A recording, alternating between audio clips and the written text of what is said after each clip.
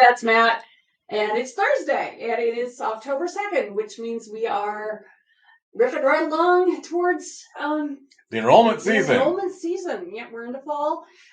Enrollment stuff happens. We're at the sneak peek 2 weeks for Medicare. And if you want to make a change to your plan, October 15th is when things like that really get rolling.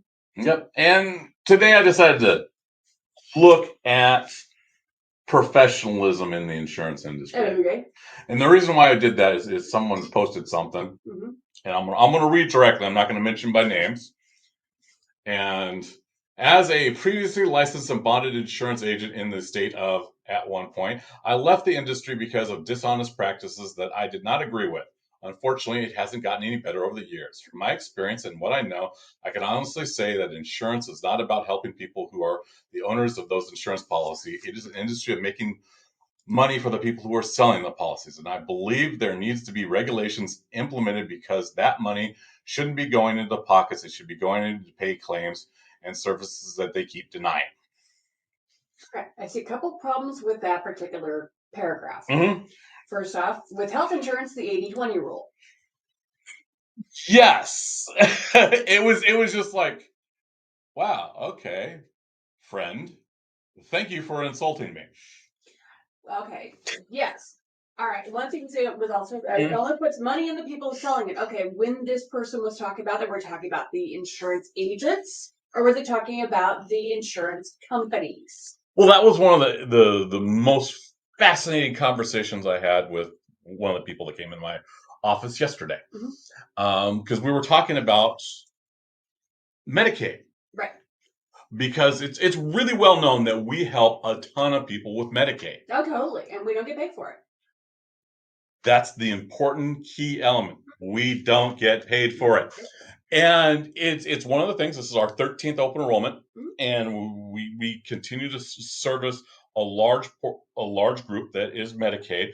And the reason we do that is to help our community. Yep, because our community needs somebody who's got some have the skills to interpret the stuff that's being thrown at them when it comes to these contracts and policies. Yeah, and it's only going to get worse thanks to the one big beautiful bill and the requirement of more paperwork. Right. They're going to do more paperwork, more auditing, more requirements of proof of this, proof of that, including proof of employment, which is interesting for somebody who's, it's tricky. Yeah. Now, anyone who's serviced the Medicaid population understands that they rely upon a large amount of customer service.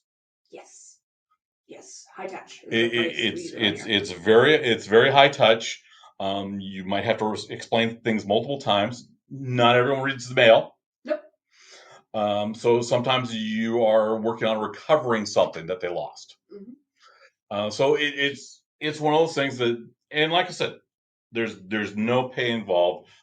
There was one, like 8-9 years ago, California did the best to have the insurance companies compensate the brokers for their time, but that lasted a short period of time because the companies got greedy.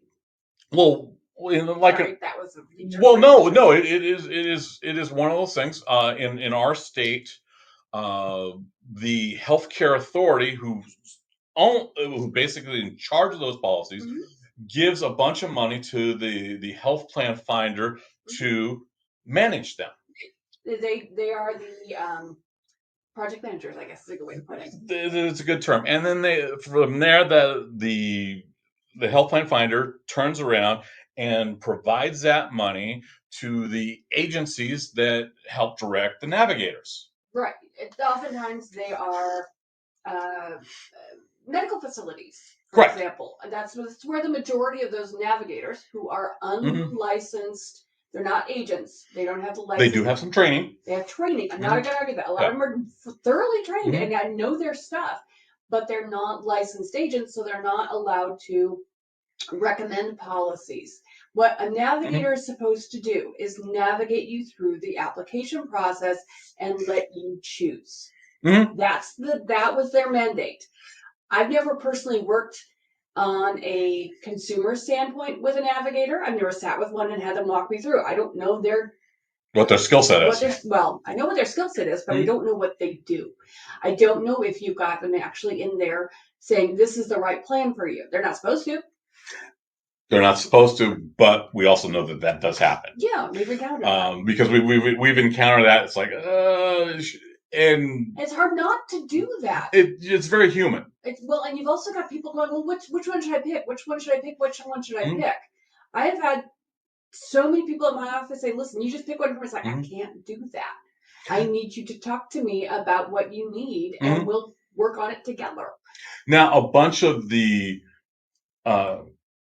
managed care groups, these are the large companies that run the managed care portion of Apple Health. Right. I describe those as the plan administrators. Yeah. You've got Apple Health as the Medicaid program, and then they subcontract with 6 different insurance companies, I want to say, in Washington State, to do the plan administration. They handle the paperwork, they handle the authorizations, they handle the contracting, they do the stuff that Medicaid doesn't want to do.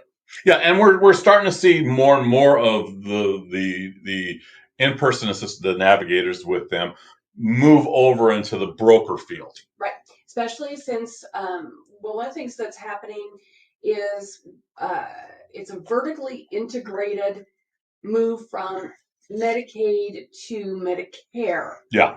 A lot of folks who've been on, who are disabled, for example, they're on Social Security disability, they can be on whatever insurance they have for 24 months, and then they're automatically moved over to Medicare. Yeah. If they've been on Medicaid, there's a new move to give them a consistent path. So if you're on, John's Medicaid, right? And then you say, okay, well, I'm going to go on to Medicare. Well, John probably, John Brand health insurance may have a Medicare policy as well, a Medicare Advantage policy, and it can be a seamless transition, which helps keep your information flowing well and keep your case management flowing well. That's the theory behind it. That's the theory behind it. And in practice, what we end up seeing is a lot of siloing. And you'll get a silo who may be born into a Medicaid program, because a large majority of people are born into Medicaid. I think 40% of childbirths. Yeah, it's a huge number. It's not a bad thing. The people start making more money, and they go over to a qualified health plan. And then there's a certain point where you either become disabled or you turn 65 and you go on to Medicare. Right. There are now companies that will run the complete gambit of Medicaid, qualified health plan, Medicare policy. Yeah, and they want that, because what that does, it gives them loyal customers. You run the same thing with property insurance. Start with the renter's insurance, then you maybe your car insurance, and then start with the car insurance. And no, it's a different model. But it's a similar feel. You stick with the group, you get the group, and you stick with them. Yeah, I know. I've recently flipped a guy that had a policy since 1989 with a company. Exactly, but it's important to know that you can shop. You're not stuck with a company. It's not a tattoo, particularly on that upper management levels. You're starting to see, instead of insurance where you're serving people, and I really mean that, because literally the motto behind insurance is do unto others as you would have them do unto you. Exactly. That's literally the concept behind it. You spread out spread out risk, and that is incredible. It's also, you also spread out cost. Yes. That's the two vehicles, and most people forget the spread out cost aspect. Exactly. And they don't know about it in a lot of ways. Well, yeah, because they're insurance ignorant. Yes. And that's okay. We don't expect our clients to know everything insurance-wise. That's why we're here. Oh yeah, it's we had someone trot in the other day. It's like, okay, well, how does the prior authorizations for Medicare going to impact me? And right off the bat, it's like, okay, did you read the blog? No. Okay. Okay, did they know you had a blog? No. So you can't blame them for that. But I called Susie on it. It's like, did you read the blog? It's like, no. Okay. I was busy. I have read it now. Yes, and I saved it. And it was one of those ones. It's like, oh my gosh, the unauthorized medical or the Botox. There was a bunch of stuff in there. A lot of it's back oriented. If you back pain services. It's pain services. Yeah, they're really gonna hit people who have chronic pain. And if you don't know about that, and if you're running a Medicare policy from either a basic or even a Medigap policy, you better bone up on that. Yeah. Now that does not. The interesting thing is the Medicare Advantage plans, since they're subcontractors of Medicare. What we're talking about here is Medicare proper. Yeah. Original Medicare A and B they've always had very little requirements for authorization. Sometimes it's like if you need MRIs and stuff. Yeah. Super expensive things. But they've never really thrown down prior authorizations for a lot of services like that. And this is new. And we're one of 6 states. 6 states that we're being experimented on. Mm-hmm. Sure. Thank you. And people will. It's not unlike what your Medicare Advantage plans have been doing. So prior authorization. It's different. It's part of the deal. It's prior authorizations are one of those weird mechanics that the regulators who run that upper level management thing use to slow down expenditures. Right. It's designed to reduce cost. Yes, absolutely. And there's reasons for it. And Medicare is put in a trust. It is an insurance program. Mm-hmm. So it shouldn't surprise anyone that as the money's drawing down, that they're going to want to implement these cost measures. A lot of people look at Medicare as I don't know. Some people think Medicare is free, but it's not. But if you've got a Medigap plan, you're paying $200-$300 a month, and you really don't have any out-of-pocket expenses, so it feels free. And free is not a word we use. No. Ever.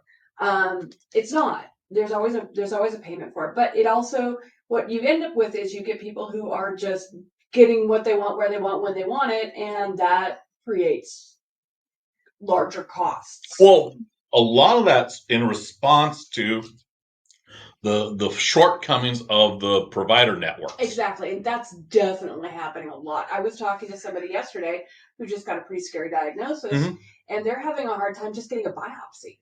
Yeah. And it's one of those things. We saw this last year, and the Medicare Advantage plans nationwide had a problem with implementing a PPO network. And that was largely because of the providers. Yes. And this client who talked to me, he's like, I don't know what to do. I can't get this. And he wanted to blame the insurance company. He's like, that's not all the problem here. The problem is a lot of it's the providers, the lack of doctors, the inability of the corporate medical to keep things moving along smoothly. There's a lot of factors to this, and changing your Medicare plan isn't necessarily going to solve it.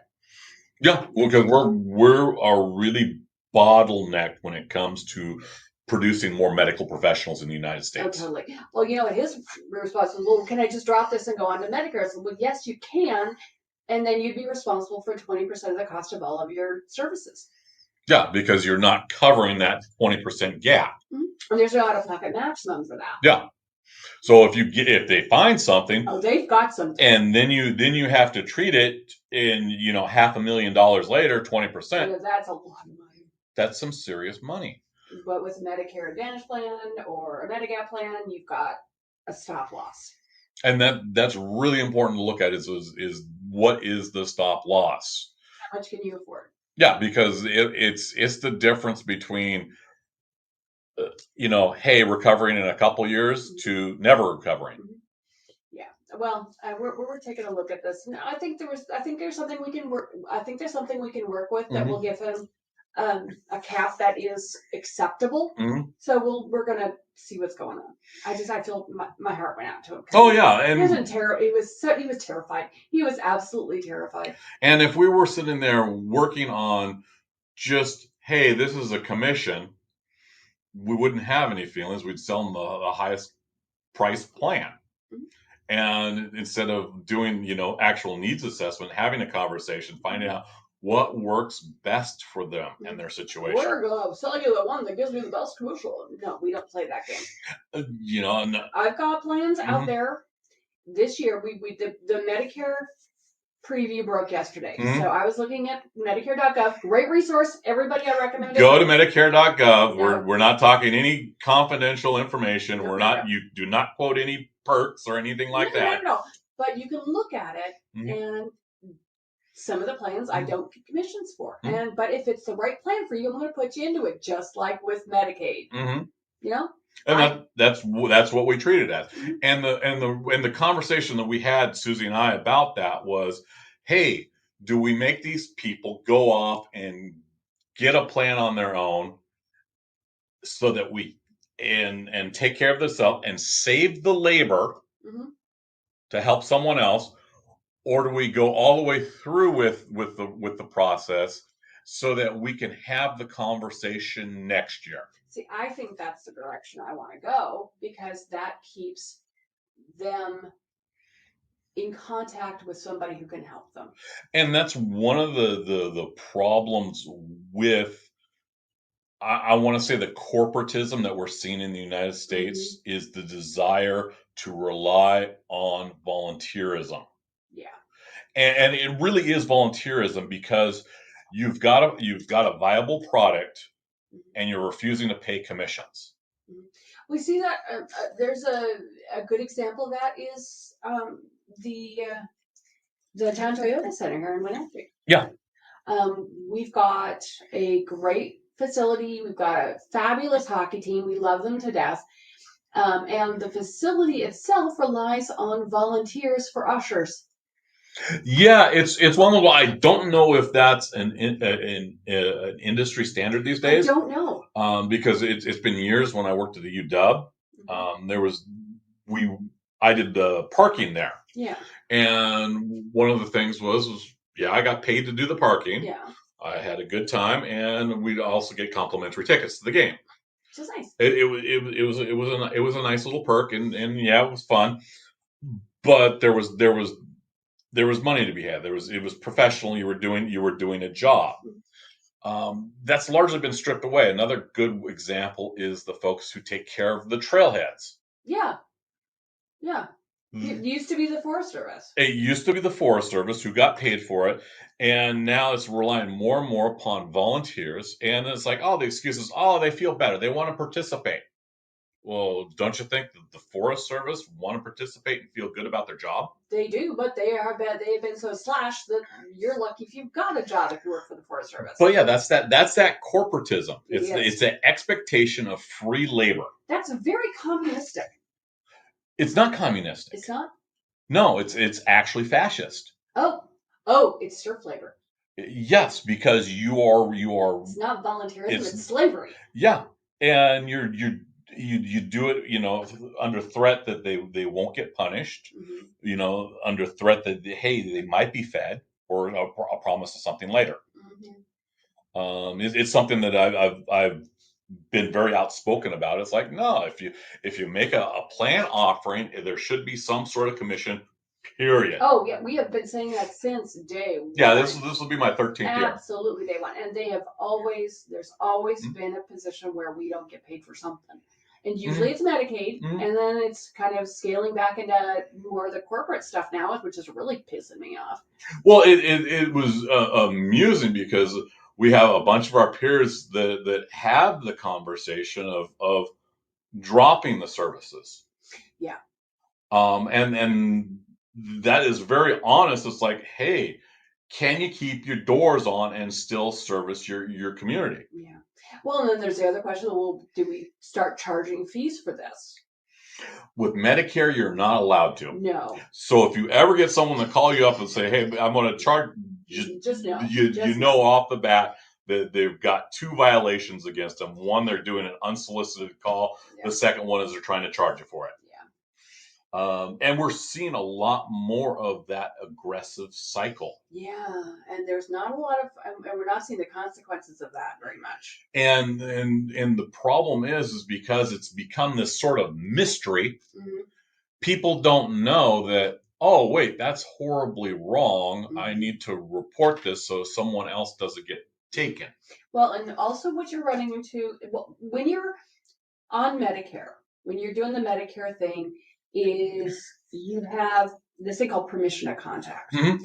And you're not, if you're doing Medicare Advantage or Medicare drug plans, you're not supposed to reach out to somebody unless you have their permission. Yeah. The internet is pouring permission at people. Yeah. All you have to do is go onto a website and say, oh, well, let's take a look at blah, blah, blah. And you're trying to get a price, and you put in your phone number, and your phone explodes because great, congratulations, you just gave permission to contact to this person who's going to resell your number, it is dirty pool. It's not right, but that's what they're relying on. Well, we also saw that with our it was a couple of years ago this started happening, mm-hmm. and it's happening at a very aggressive pace at these days. Mm-hmm. Is someone 64 turning 65? Oh my gosh, that's always been rough. And it was they had a qualified health plan, mm-hmm. and we walk them through all their different options on Medicare.gov, and they got contacted multiple times by the same company to sell them a Medicare plan. That's that vertical integration again. And that's that vertical integration. And they were using that they had a relationship with them, mm-hmm. to contact them. And there was no recourse. No, and the fact is that relationship is like the relationship that we have with our clients. It's valid. The problem was they told the company that they were not interested. And they didn't stop. The solicitation. That's the problem. And that was a massive problem. And it'll be an ongoing problem because that consumer will forever remember that moment. And when asked about that company, we'll bring it up to them. Mm-hmm. If us as a broker say, hey, this is a great product back in this company, they will hesitate to go back in that company. Mm-hmm. Absolutely. And that's because of that whole, hey, let's grab all the money we can forever. Mm-hmm. Instead of, hey, what's best for the consumer? Oh, yeah, because honestly, from a corporate standpoint, they don't care what's best for the consumer. They care, mm-hmm. what's best for them. And that's part of the schism in capitalism that Milton Friedwater did back in the 70s. And if you start to talk to actual serious capitalists, mm-hmm. It's like, well, you gotta pay attention to your community. If you want something that is sustainable, you gotta pay attention to your community. It can't be just these short-term deals. Well, that's the thing. They don't care about long-term. Okay, long-term sustainability is not always the model that they're shooting for. Otherwise, you would not have corporate America slashing payroll.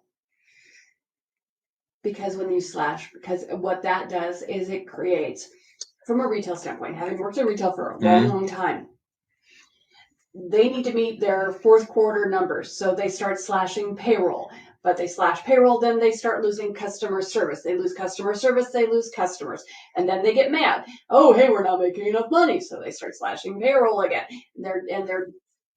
They don't care about the sustainability and they know what they're doing. The sustainability isn't there. And they're more interested in making their numbers, keeping their their stockholders happy, than actually taking care of the company overall from a sustainability standpoint, and definitely not taking care about the community.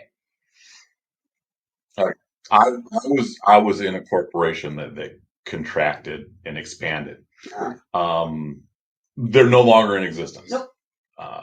Banta, they were bought out by R.R. Donnelly a number of years ago. Who still exists, and we get marketing literature from them. It makes Matt giggle every time. Yeah, because I know the process. But I had a VP sit down with me and kind of explain the corporate model when it comes to contraction and expansion. And the first one to go is the sales guys, because they're commission. Right. They don't add anything. The next one that usually went is the HR department. That makes sense. Because you can consolidate that with other branches. Then what you'll do is you'll rev your labor force using temporary labor. Usually the last ones to get fired are the project managers. Because if you've got a good project manager, they are kind of your multi-tool for the corporate world. Yeah, because they will work. They can do all of the aspects and will fill the holes if they don't have somebody to do the job. Well, yeah, they literally have a good project manager will do the sales. They will manage the crews like a good HR person.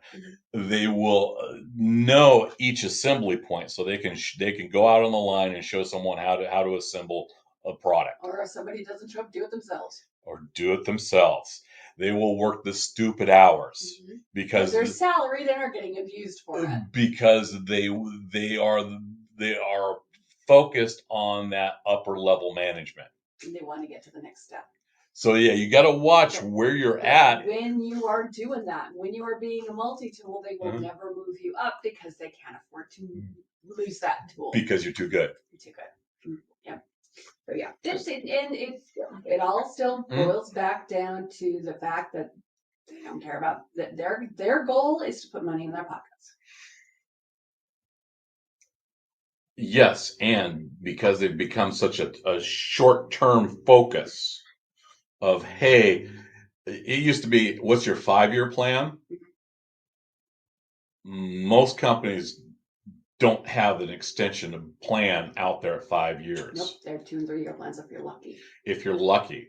When we entered in to start and really do Wenatchee Insurance, we entered in a 10-year plan. We have a long sustainable plan. We want to be here. We want to sustain our business. We want to continue with our community service. Problem is, we're butting up against companies that don't want us to do it, and that becomes the game, and it really is a game. What we do, because what we do is we provide things that no one else likes to provide. It's true. We want our people happy, both the employees and the customers. Yes. I mean, we had one the other day that came in that was just terrified of what their Medicare options were. And after it was like an hour and a half, typical appointment runs, half hour for health, maybe an hour for Medicare if they've got a lot of questions. This one ran long, an hour and a half. At the end of that hour and a half, they were able to walk out the door with a smile on their face. Yeah, she was a lot more relaxed. And within about an hour or so, we got a call back for a follow-up appointment. And you can't do that if you're always focused on, hey, I got to make a commission. I got to get a commission. We broke that model pretty hard when we went to Wenatchee Insurance. We really did. And because it's like, okay, well, hey, what is the commission rate? What is the bonus rate? Well, we share our bonuses. Even pay attention to the bonuses. We never have. No, if it comes, it's like, oh, free money. Yeah, it's like everyone gets a, and Everybody gets a bite. Everyone gets a bite, and that's the important thing is when you start to build these communities and you operate in a professional manner. Some of the nonsense that you see with that corporatism fades away. You get some of the, oh, well, they're doing this because it's like, no, it's not really about the money. It's like, hey, we'll tell you that, yeah, we're not getting paid for this. It is your own choice, and we won't badmouth you for it. Most of the time, people are just floored at what we're not paid at. Yeah, it's kind of astounding sometimes, but we're still going to do it. We're still going to do it, much to the horror of the insurance companies, because at the same time, I had a company that was in here yesterday that because they killed all of our contracts and all their commissions, their people can now carry our cards. And we've already received 3 referrals because of it. And so, yeah, I proceeded, here, have a box. Here, have some pens.